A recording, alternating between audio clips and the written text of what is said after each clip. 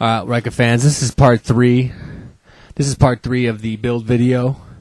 We're going to be running through this quite quickly, but don't be discouraged. This is pretty easy stuff. We're going to pick up where we left off on part 2. This is going to be basically finishing up the brake linkage, rear sets, and muffler assembly, as well as some electrical. Here's some shots of the bike. Finishing up the brake linkage, you're going to put the pin through, but don't finish with the C-clip. You're going to be hooking up your brake light switch first and foremost. Once you have that in place, the original brake light switch is going to be routed down under the bike, and this metal bracket that held it originally is going to be bent straight. So once you bend that straight, you're going to be sticking an Allen head bolt through the swing arm, and that holds that bracket in place. This is going to hold the brake light switch wire under the rear set linkage and then up above into the C-clip here. If you get this just right, your brake light will activate, and then you'll clamp that down with some pliers to hold that in place. And this activates the brake switch. Once you got that assembly in place, you can clamp it down with some pliers so that it'll hold it in the right position. Then when you hit the rear sets, the brake pedal, it'll activate your brake light. This bolt isn't being used on the top of the engine, so we're going to cut that off and add some RTV so that it doesn't rattle around.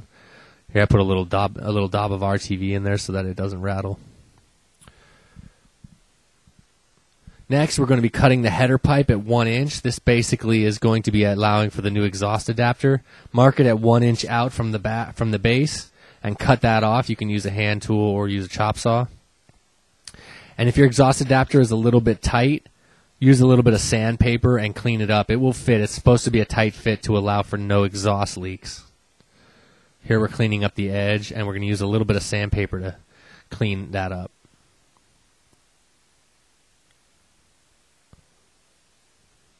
Here's your exhaust adapter that's included with the Ryca kit. The short end goes on the header pipe. The long end is where the muffler will clamp to. This allows for some adjustability in the angle of the muffler.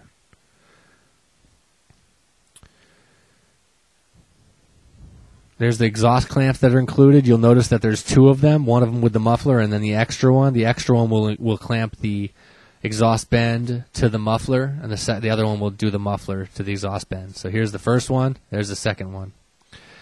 Hand tighten your header to the engine itself, but don't tighten it up all the way.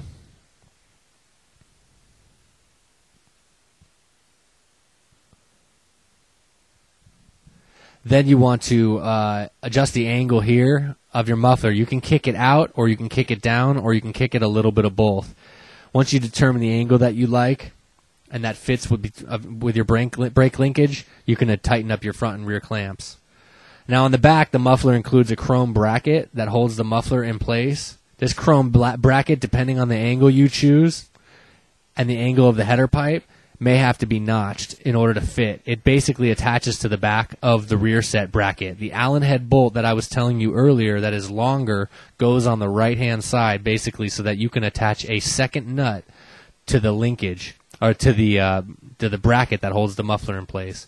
So you tighten down your 2 clamps on the muffler, adjust the angle you want, and then on the rear there's that chrome bracket that will fit to the back of the rear set, to the Allen head bolt of the rear set. Now, if it doesn't quite reach like I said, the bracket that holds the muffler bracket in place to the back of the rear set Allen bolt, you can go ahead and notch it. I've notched mine. Here's the original hole. And I use a cutoff tool to notch it to give myself a little bit extra length. I actually notch either one side or sometimes both sides, depending on the angle I choose on the muffler. Here's the second nut being in place, holding the muffler bracket to the rear set itself. Tighten down both sides, and the muffler should be tight in place, and then tighten down your header, and you should be set. There's a lot of adjustability in the header. You can pull it out from the engine, you can kick the muffler out, you can kick the muffler up. That gives you some room to roam. So here's your decompression linkage. There's the template that we include. Basically, here's the original fitting from your shifter linkage. You're going to be drilling that out. You want to drill out the backside, that rivet that holds the original linkage in place. This is a 1/4 inch drill bit. Once you drill that out, you're going to be drilling a second hole. Here's the template that you're going to be using. This template will be lined up with the piece and marked. Mark it with a Sharpie or a scribe and drill out that second hole. Once again, 1/4-inch drill bit.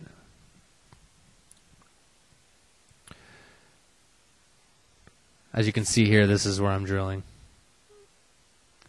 Second drill hole here, this is going to allow for the spring that holds the decompression lever in place. Here's where the decompression lever is going to go. There's a collar that comes with your kit that's going to need to be pressed into this to take up the slack for the bolt. Obviously, you need to press that in. We use a vise. You can use some pliers, but a vise works really well on this. Press that sleeve into place into the decompression lever. And this allows for use of an Allen head bolt that we include with the kit. So now the Allen head bolt included with the kit is going to go through the lever, and the lever is going to go through that unused hole in your frame. And then here there's a lock nut that's going to be attached. Here's your decompression linkage and the clevis pin that's going to go on the end of the decompression lever. That's going to be attaching to the lever, and then the top end is going to be attaching to the engine itself. So here's the short rod threaded with 2 jam nuts. There's a pin that attaches to the decomp linkage. This goes up top on the engine, and the bend faces down. There's another shot of it, and then the ball joint goes on the other end of that threaded rod with 2 jam nuts inside. Here's a threaded collar that goes between the linkage and the ball joint. So here's a shot of that all in place. Then the pins go in place and C-clips in the back as shown earlier. So here's the linkage fitted up through behind the frame rail between the engine and the frame. And here's the lever down and up. And if you adjust this properly, there should be no opening of the valves while it's running. You want to make sure that there's not even the slightest bit of pressure on that lever when on the decompression when it's up.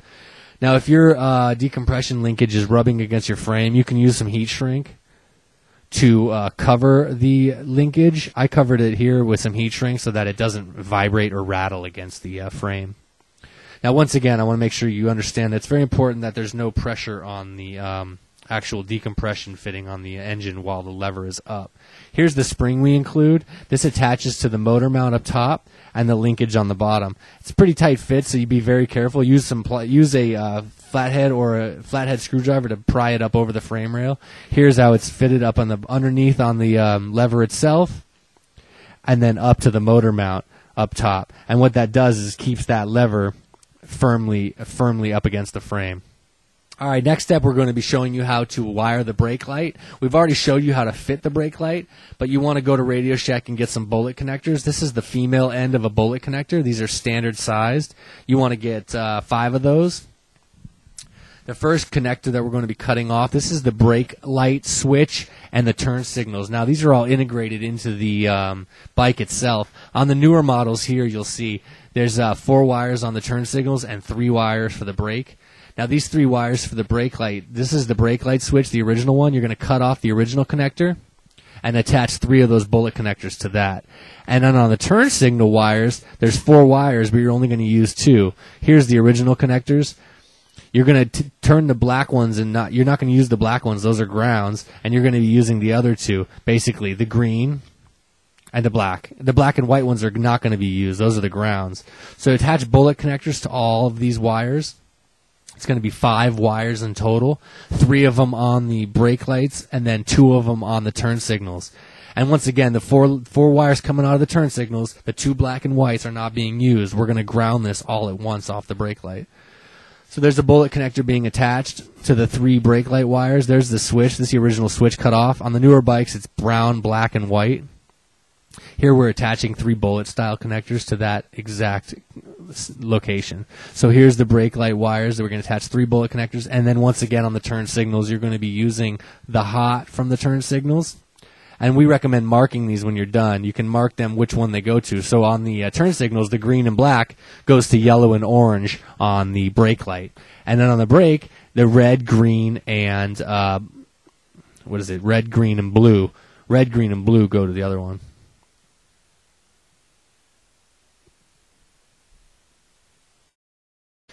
Okay, skipping ahead, now we're going to be wiring up the tack and speedo. There's 2 options for this. You can take power off your headlights turn signal switch, or you can take power from your horn. If you're not going to use your horn, I recommend doing it off the horn power because it's much easier. But here we're taking power off the headlight switch. Here's the horn I was talking about. So you can use your horn wiring to take power for these gauges, or you can take the power out of the turn signals. Here's another shot of the horn wires that aren't being used. But if you're hooking up your horn, you may want to use power from your turn signals. Here's the coil. The green is going to be attaching to the coil itself on negative, and the ground will be attaching to the frame. Here's a shot of the gauges and the wire underneath. Now, what I do here is I actually attach the red wires together from the tack and the speedo and the black wires together from the tack and the speedo, and then I bring them down together, and it makes for a cleaner installation. And then, as you'll notice, red is ignition on and blue is lamp on. Now, I just attach those together. And then on the coil itself, you're going to be using the green wire. The green wire is the only one that will go to the coil. So here's a shot of my red and blacks together off the speedo and tack. Heat shrink together and ran back to the coil. And once again, the green wire goes to the negative of the coil. And the red and blue, I go to power on the horn. And that's the easiest way to wire the tack and speedo to get power. So here's the brake light switches we were running earlier, and this is with the side panel plates. As you know in the other video, fitting the side panels and the is discussed in that video. So once you've got the wiring all routed along your frame rail, here we're going to be attaching the tank plate to the gas tank. There's the plastic fitting trim that we include with the kit. We recommend pushing this around the gas tank lip. It's a rubber trim. It's basically got adhesive in it. Once you fit it around the tank, you want to cut it to length. This is going to allow for like a seal between the tank plate and the gas tank itself. Get that in the right spot, and then cut that with an X-Acto knife or a razor blade. And then you're going to be installing your new tank plate with the ignition switch in the gas tank itself.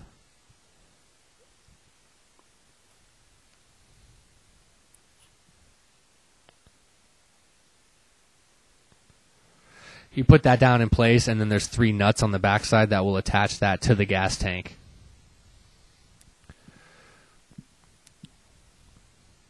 Once that is attached on the frame, make sure you attach your petcock very carefully. Now, it's very important to notice if your petcock is very tight, we included an extra nut that keeps the distance on the petcock away from the frame. And that's important because some of the gas tanks are real close to the frame, depending on how you mounted it. So here's a shot of the petcock and the gas line going from the petcock to the carburetor, and then the vent tube going from the carburetor back to the other part of the petcock. Now notice it might be hard to get your gas tank on with the petcock in place. We recommend putting the petcock on after the gas tank is fitted to the frame because of the tight tolerances. All right, then you tighten up your hose clamps and your bolts to the petcock, and you should be all set. Stay tuned for more videos.